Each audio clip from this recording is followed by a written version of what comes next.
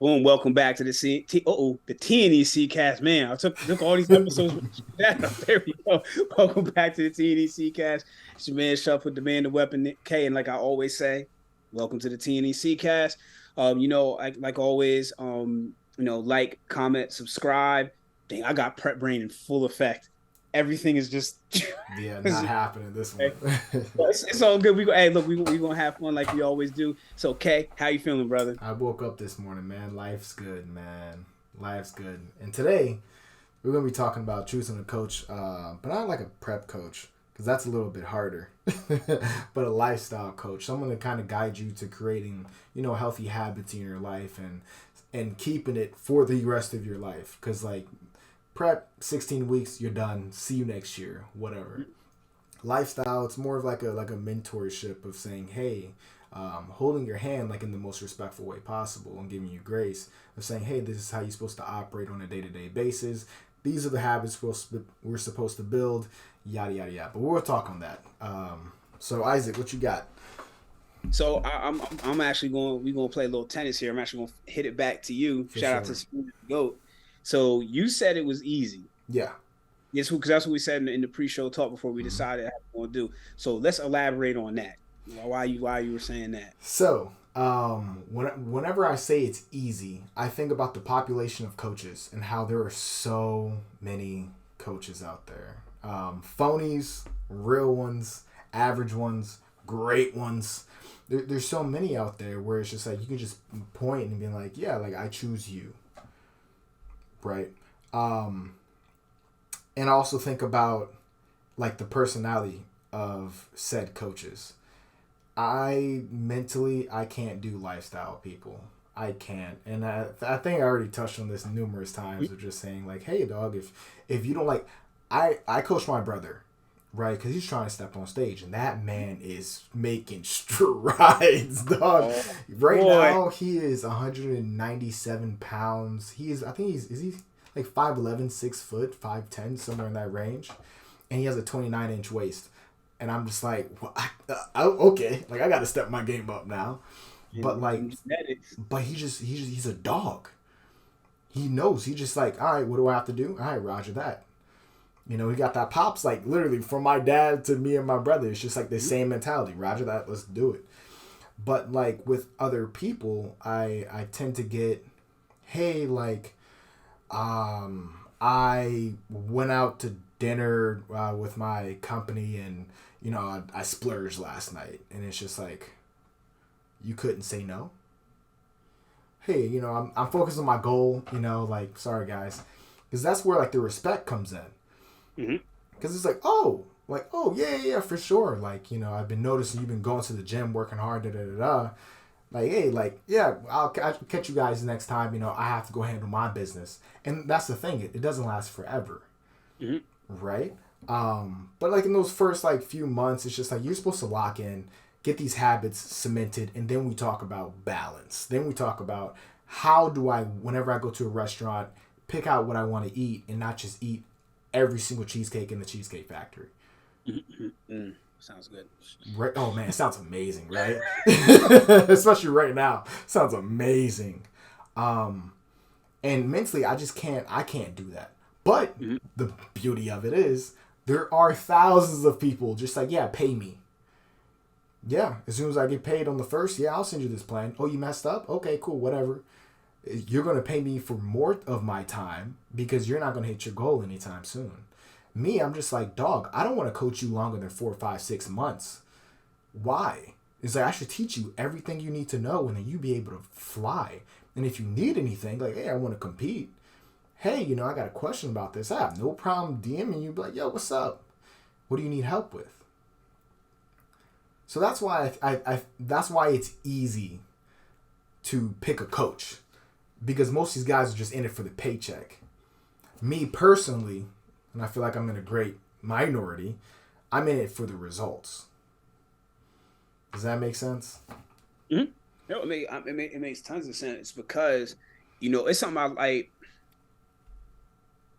So I used to have that mentality of I want to coach somebody 3 to 6 months.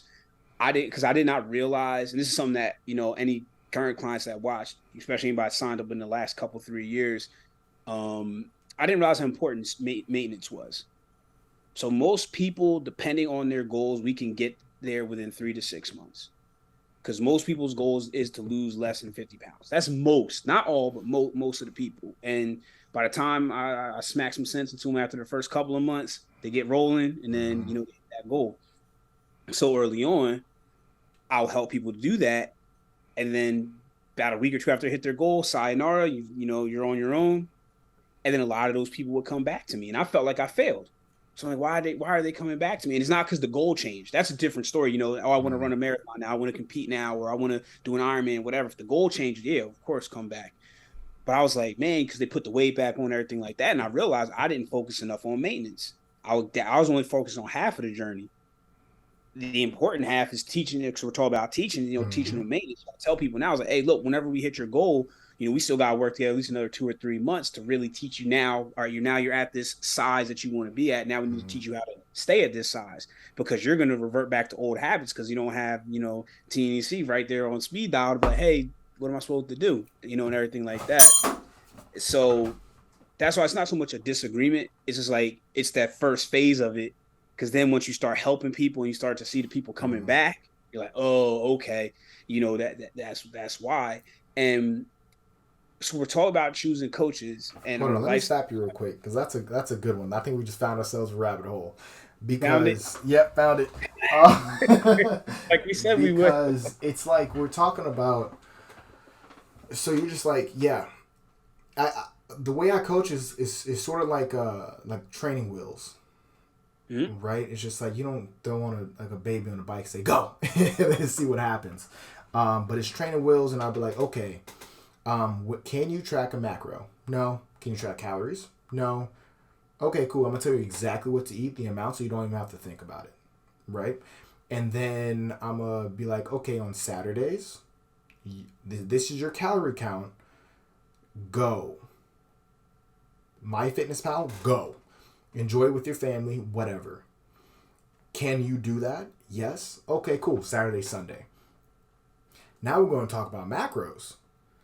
Can you do that? Yes. And then it's like a slowly transition from meal plan to calories to macros to understanding what these nutrition, like these micronutrients do and macronutrients do. So by time we get to 6 months, it's just like, okay, I know how many grams of protein is 4 calories or whatever, and I kind of have a good idea of what I need to do, rather than just be like meal plan and then back up. Does that make sense? Do you do a meal plan and back up, or do we have the same philosophy about just like slowly backing away? It's pretty much the same thing. It's just about, because this is where when you're choosing a coach, you got to understand it's not one size fits all. Yeah.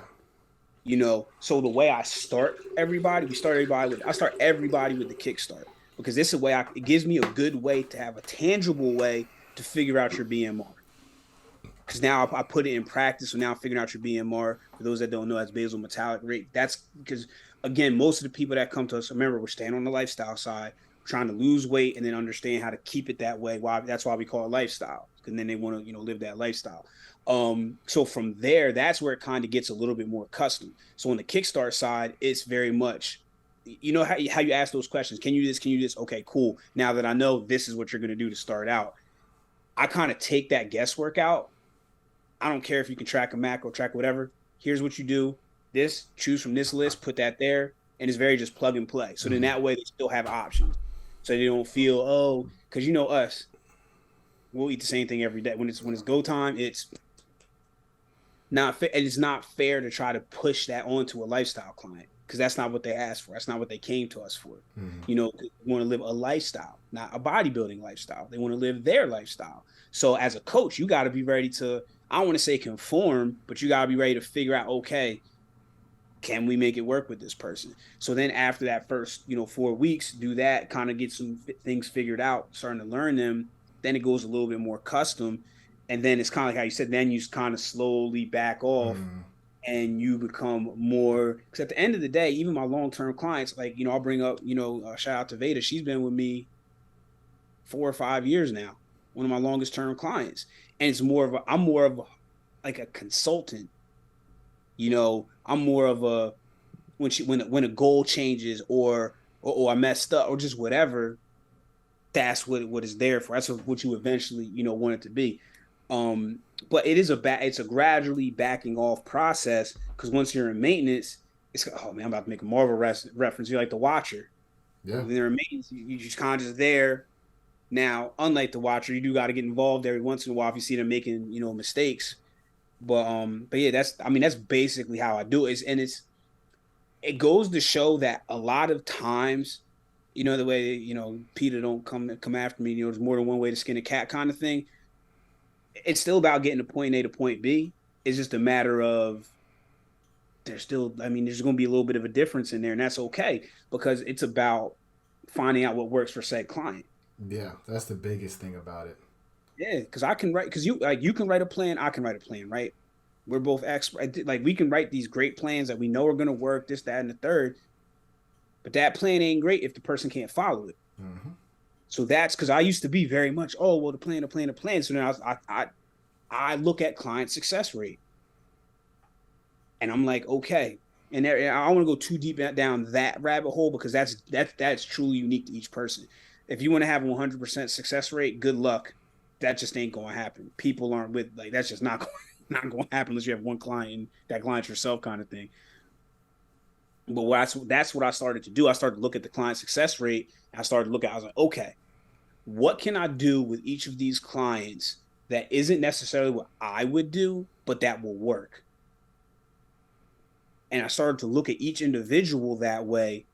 And that's why the client success rate continued to go up, because I wasn't trying to, because sometimes a coach will say, if a coach has one trick, right, they just do it one way and they add like one or two more ways, they think that they've done something and is revolutionary. Nah, you got to be able to work with a vast amount of people, because you don't know who's going to have what kind of injuries. You don't know who's going to have, what kind of, illnesses, all these different things. So you, as a coach, you got to be able to take all that together and say, okay, here's a plan I think you can follow. And that's on the lifestyle side. Like, the biggest thing on the lifestyle side is like, you get somebody that comes to you and, they're a part of a family. They're the only one that's trying to be on this lifestyle. Yeah. That's a fun thing to navigate.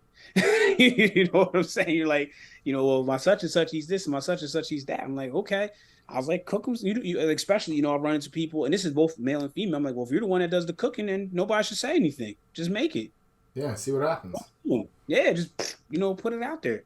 I went through a phase. When I did a lot of the cooking, I went through a phase where I was just making different for myself. But I'm a bodybuilder. That's different.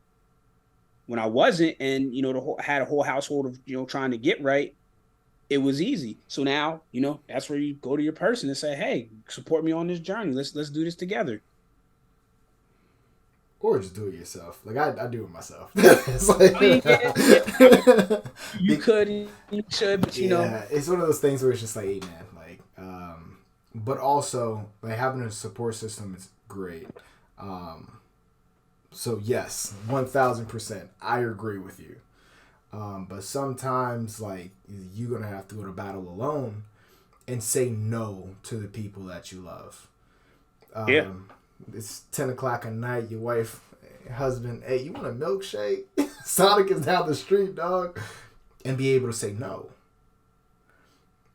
Ooh. I can, watch this. I can take her to Sonic, but I ain't getting one. You just killed their entire vibe.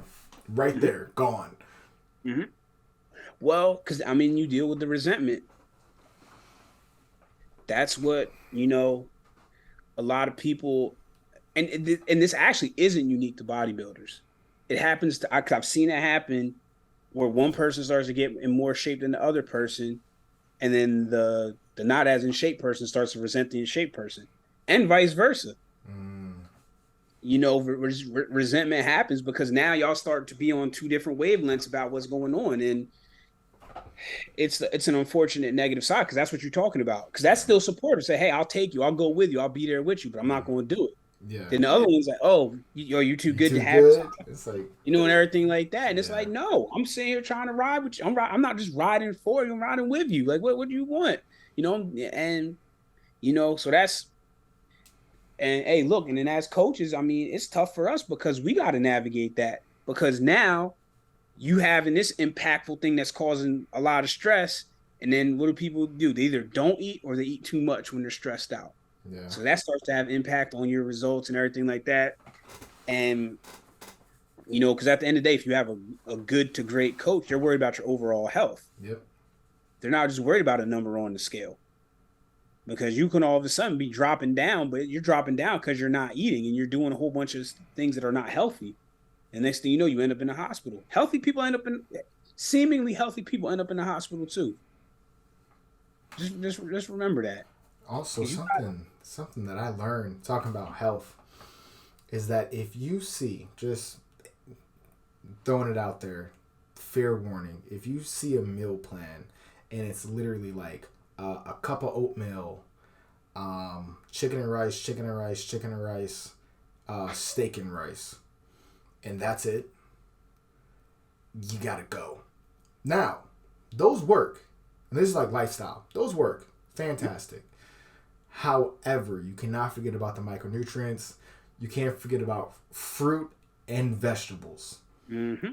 And this is like young Coop 2 years ago, writing plans for people and being like, yeah, I eat chicken and rice 4 times a day. You should try it out. And I didn't touch a veggie. I avoided it like the plague. Where now it's just like, even in contest prep, I got blueberries in the morning, fiber, micronutrients, and I eat my veggies finally, right? Kyle, if you're listening, I'm sorry. I eat my veggies because if you're healthy on the outside, it's just going to on the inside, it's only going to make the outside look so much better. And it's a game of longevity. Like, you can look good at 25, but if you make it at 26 because your heart ain't right, that's game. Don't matter. That's real. Shit, I'm 39. You know what I mean? If I was one of those people that dyed even though I shaved the beard, right? But if I dyed like the little grays or whatever, I mean, I already don't look 39. It would be even worse. But you know why? It's because I take care of wait, time out. Gotta thank my mom.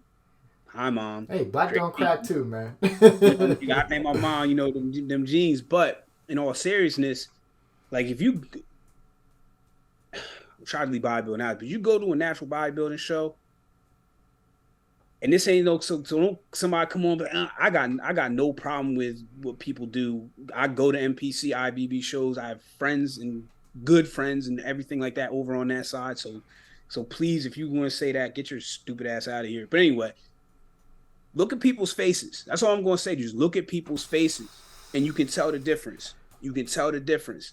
You know what I mean? Like, because on both sides, you have people that are 60 years old that compete and up. You know what I mean? But I'm telling you, there are people that I thought they were like 42. I was like, oh, you just turned masters. 28, 29. You know what I'm saying? And both sides of it.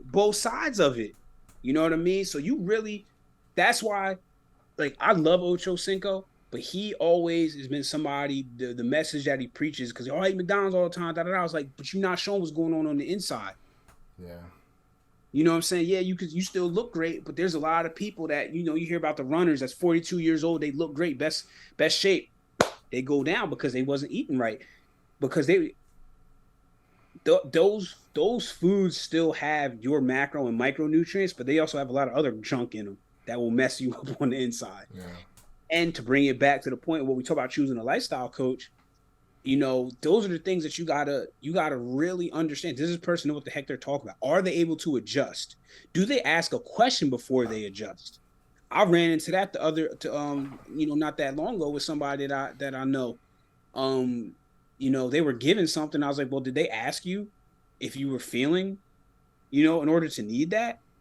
Like, if coaches just start pushing, if the coach don't ask you, hey, are you still feeling this, or is this going on, before they make some kind of change or tell you to take something, and this doesn't necessarily got to be illegal or whatever, you got to be like, well, why are you? Ask a question, man. Be an advocate for yourself, because that your relationship with your coach is supposed to be teamwork. You know what I mean? So because then it's the same thing. Because I've recently dealt with this. You can't blame your coach if you don't tell your coach. So if coach don't know you like, I'm gonna be very real. If coach don't know you was constipated, how can coach help you? Mm-hmm. because that usually means you done jacked up with your meal plan because you talk about fiber and stuff. You probably ain't eating what you need to be able to get it, or you're not taking any supplements that we suggest. Again, we're talking about healthy stuff. So you got to remember, it's also incumbent upon you to be a good client. Just because because some people, and it's happened to me. Oh, I've seen all the stuff that Isaac's done. So if I hire him, and you think by osmosis, because you don't gotta do shit that golly, you don't think Almost you don't there, gotta dog. yeah, you don't think you gotta do nothing, and you all of a sudden just gonna be, oh yeah, wrong. You gotta do the work too. So it's the same thing like with your mentality, with your effort, like all those different things. So like I'm gonna say it again, it's incumbent upon you to hold yourself to the same standard you hold your coach to. Because because it's just not like, so if you're not communicating, you can't blame the coach. That's all on you, Kimusabi. You can't put that on coach. I've had people try to do that with me before. That's why we got check-in form. We got all these different things. We have all these checks and balances. So if you're not doing all that and you're not getting a result, well, why you didn't take your pictures? Why you didn't do your weight? Why you haven't been entering your stuff? I go through down the whole list. I can't coach you if I know what's going on. And I don't care if you hear locally or you across the globe. That's why we have all these different things. You know what I'm saying? So before I pass it back to Kay, that's what you got. Does your coach have, a series of checks and balances? Or is it like the old school? You just get, in an email, you just get a, little meal plan that says eat this and this and this, and that's that. That's something that, talking about like being a good client, like in my opinion, my humble opinion, I think I am a pretty damn good client.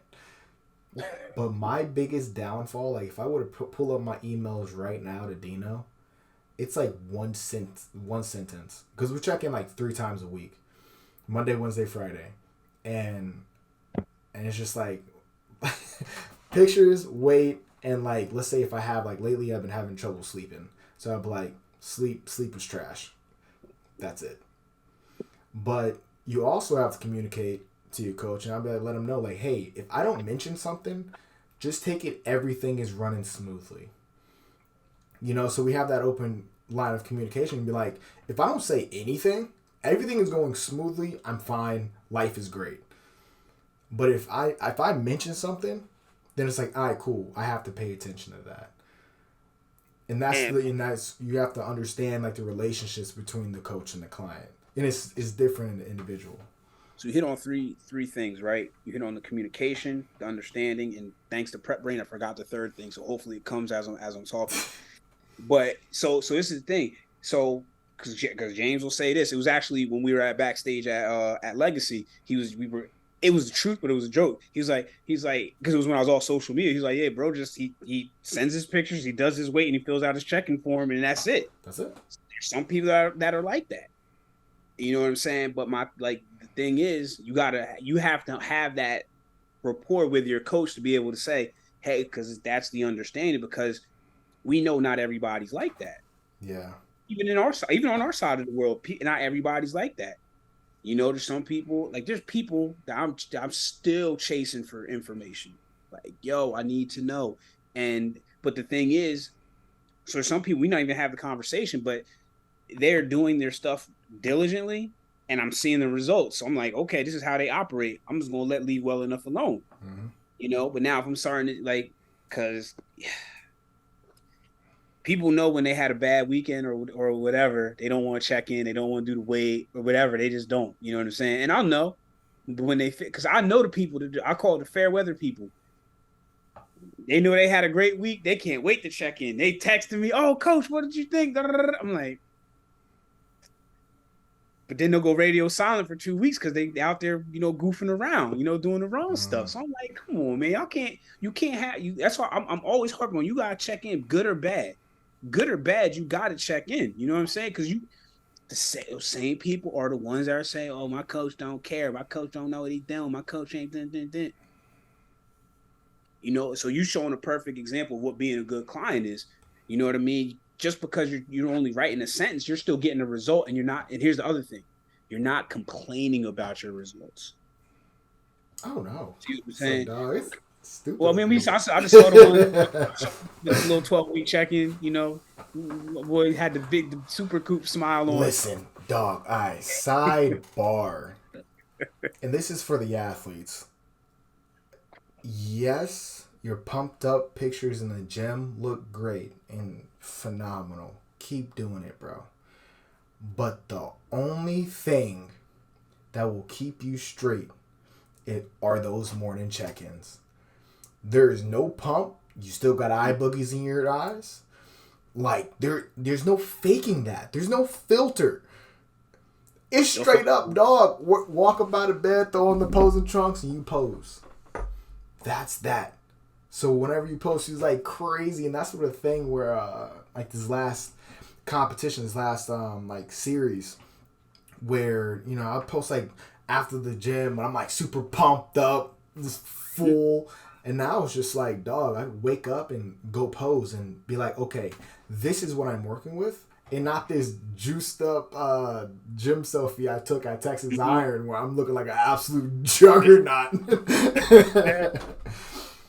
But yeah, just had to throw that sidebar in there. That was on my heart, man. I feel it, brother. I feel it. We'll leave it at this. Be true to yourself, because it's something that I talk about when I post. And God, another sidebar. Did we talk about it online or offline about me posting more, like kind of bringing people in? I can't remember. It was offline. Okay. Yeah. All right. So yeah, when I bring it up, I didn't want to reference the episode and then it not be there. And because it was last week. Okay. So but when I post it, people think I'm like trying to like do a humble brag, but I'm not. I'm actually telling you the truth. I always like I'll say 9 times out of 10, it's really closer to a 10 out of 10. I always use the front camera. The front camera, even though I have a great phone, the front camera isn't as good as the back camera. Oh man, you messing up, man. I know. I try to take. Now, when I say it, please take this with a grain of salt. I try to take the worst picture possible. So I never get too, you know what I mean? So it keeps me humble. So I'm like, look, if I can look good in semi-decent lighting, semi-decent angle with the front camera, if I look right there, I know. But then the other thing is I'm posting. So I take all of them the same, but I know when I post it and people are like, oh, he ain't bad. But then they see me in person, I'm always going to be the one that looks better than the pictures versus the other way around. You see the pictures, you're like, oh man, I can't touch this Joker. And you see him, you're like, what happened to those? What happened? I only got 2 now. What happened? Mm-hmm. You know what I'm saying? Because you can't take the filters with you. But at the end of the day, same thing what you're talking about, right? You hop out the bed, take them, boom. Check-in pictures are check-in pictures. If you happen to post them, wonderful.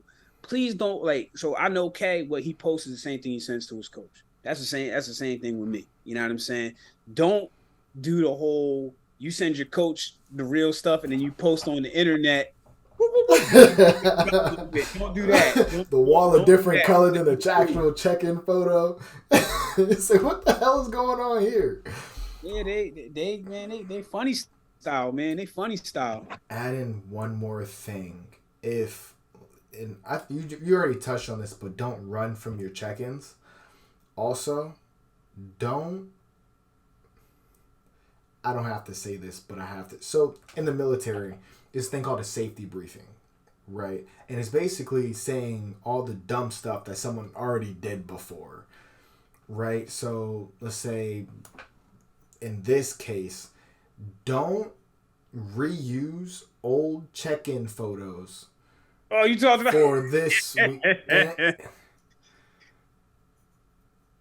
I know. I can't remember if that conversation was offline or online. That was offline. That was offline because I was just like, and that's the thing, like just being real. That is why I can't do lifestyle people. No disrespect, but it's just like I want dogs. I want people. I want bots. That's exactly what I want. Soldiers to be like, hey man, you want to clear out that building right there. Roger that. Too easy. I don't want emotional like, like I don't want to motivate nobody. I just want to point them in the right direction and say, go. That's it. Maybe in 5 years, maybe in 10, maybe. Yeah, you have to as your daughter gets older, you got to, because you just got to develop the patience. That's all with it. Because your patience will, look, when I was your age, there was absolutely no way I could have done it. No way I could have done it. Kids mellowed me out, and well, I shouldn't say mellowed me out, but made me You just learn a different level of patience. Yeah. You know. So, yeah, Yeah. you got anything else? Nah, man. That's all I got. Like, comment, subscribe. Thank you guys for watching every single week. Liking and commenting, all that good stuff. We appreciate And y'all. we'll see y'all next week. Yeah, we'll see y'all next week. You want to record like on Wednesday? Want to do the same thing on Wednesday, and we'll just drop it on Wednesday. Yeah, we can do that because I'm off. Yeah, we'll make it work. Yeah, y'all take it easy, dog. Peace out.